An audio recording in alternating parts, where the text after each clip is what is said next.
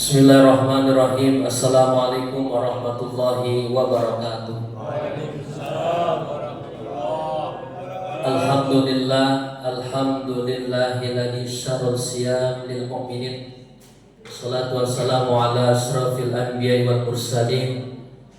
Allahumma shalli ala sayyidina Muhammadil fatih lima ughliq wal khatim lima sabaq. Nasirul haqqi bil haqqi wal hadi ila siratikal mustaqim wa ala alihi wa ashabihi haqqa qadrihi wa miqdarihil azim, amma ba'd. Hadratil mukarram, para segenap para ustaz dan para guru, wabil khusus yang sama-sama kita hormati DKM daripada Masjid Baitul Salam, dan para bapak-bapak dan para ibu-ibu yang hadir pada malam hari ini. Mudah-mudahan rangkaian ibadah kita diterima oleh Allah Subhanahu wa taala. Ma'asyiral muslimin wa zumratal mu'minin rahimakumullah. Biasanya saya kalau kultum ya saya di depan sini biasanya. Jadi kayak khotib ini ya Pak. Ada salah satu hadis dari baginda Rasul sallallahu alaihi wasallam buat orang-orang yang berpuasa di bulan suci Ramadan. Apa dalam sabdanya baginda Rasul yang mana dijelaskan di dalam kitab Tanqihul Qaul karya Syekh Nawawi Al-Bantani.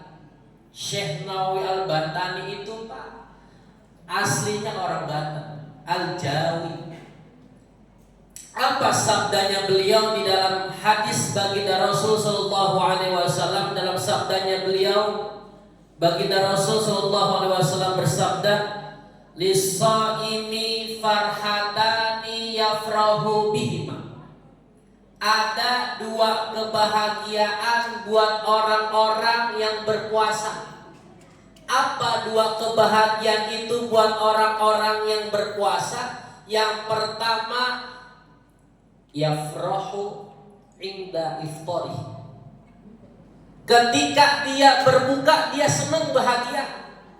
Dari imsak sampai azan maghrib kagak minum, kagak makan, ya kan? Ya kan? Bahagia tuh, senang.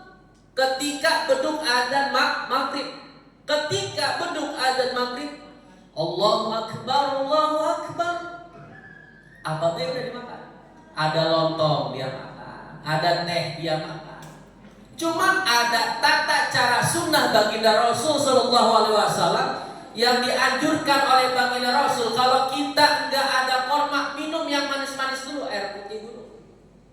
Jangan dihapuk langsung Pak, gorengan. Apalagi langsung makan, gua terawih rada berat rasanya. Kalau makan dulu ya Pak ya.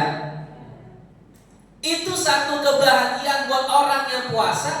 Yang pertama, inda iftarihi, ketika dia berbuka dia senang.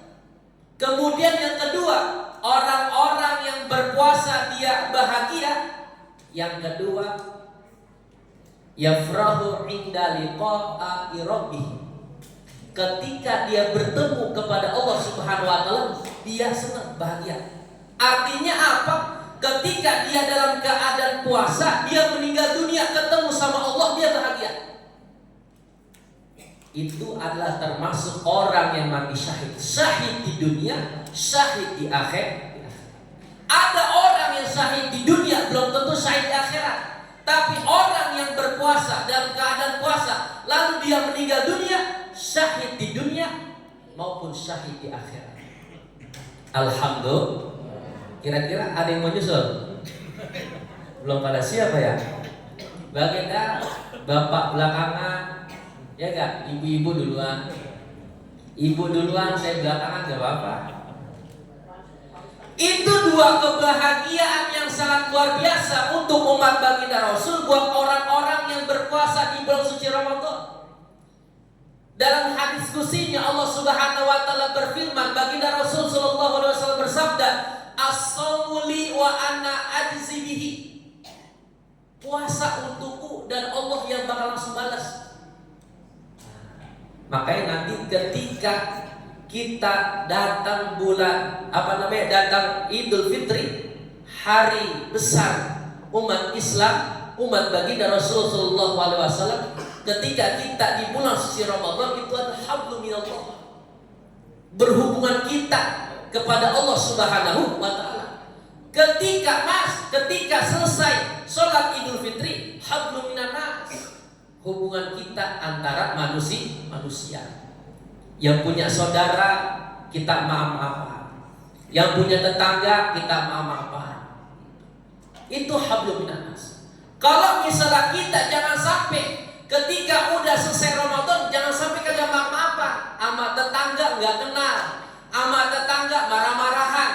Gitu. Kalau kata pantunnya kan burung dara, burung tekukur. Kalau sama saudara biar pada akur. Umat Islam biar pada akur, Pak. Jangan sampai kagak ada. Nanti selesai sholat Idul Fitri itu, orang-orang yang ada di alam barzakh kembali dia tuh semuanya. Masing-masing udah punya tugasnya. Yang tugasnya masih disiksa 10 tahun dia melanjutkan. Ketika di bulan suci Ramadan dia balik. Ketika sudah selesai, Allahu Akbar, Allahu Akbar, Allahu Akbar, La ilaha illallah, Wallahu Akbar, Allahu Akbar, walillahil hamd. Mbak bapak kita, orang tua kita yang sudah meninggal dunia kembali ke alam barzakh. Tinggal kita tunggu giliran. Maka kematian itu tidak pandang muda, tidak pandang tua. Maka momentum di bulan suci Ramadan itu, momentum bulan suci Ramadan ini, orang yang mendapatkan Lailatul Qadar bukan hanya di tiang-tiang masjid, akan tetapi kata baginda Rasul dalam sabdanya, al jannatu mustaqatun ila arba'ah. Ada 4 yang dirindukan oleh surga. Yang pertama, orang talil Quran, orang yang membaca Al-Quran. Al-Quran itu adalah mukjizat yang terbesar dari Allah Subhanahu wa ta'ala. Mukjizat yang sangat luar biasa. Bapak yang dari pagi sampai sore nge-grab belum dapat duit, belum dapat rupiah, baca Al-Quran.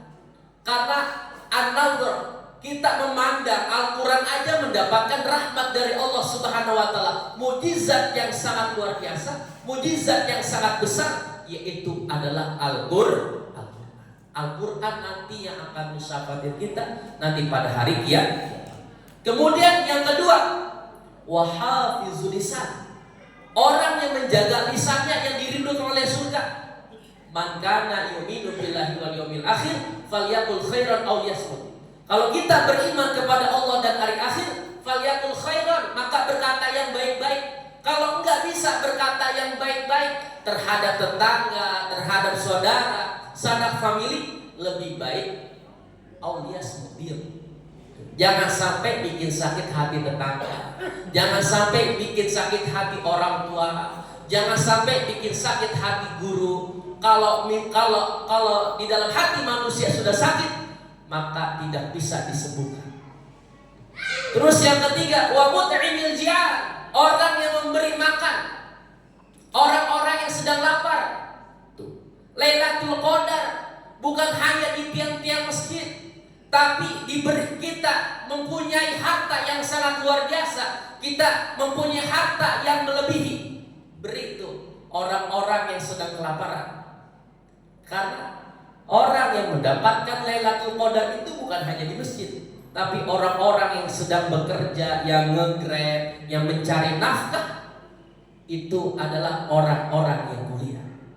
Maka dalam riwayat baginda Rasul Shallallahu Alaihi Wasallam itu suatu ketika pernah tidak melaksanakan sholat tarawih. Maka ditanya sama para sahabat, wahai Rasul, kenapa engkau tidak melaksanakan sholat tarawih? Apa jawaban baginda Rasul? Kalau aku melaksanakan sholat tarawih selama 30 hari, nanti ditakutkan umatku berpikir bahwa sholat tarawih itu wajib. Maka orang yang mencari nafkah, buang lahir batin, istri dan anak-anaknya, itu lebih wajib daripada kita melaksanakan sholat sunnah tarawih. Bukan berarti kita melarang sholat tarawih. Kalau misalnya ada kebutuhan yang luar biasa, kepepet kita lagi di jalan, kita lagi di mana-mana, nggak sempat sholat tarawih, maka wajib mencari nafkah untuk anak dan istri. Makanya baginda Rasul sampai mengatakan itu, kalau aku sholat tarawih selama 30 hari, nanti ditakutkan umatku berpikir bahwasanya sholat tarawih itu adalah wajib.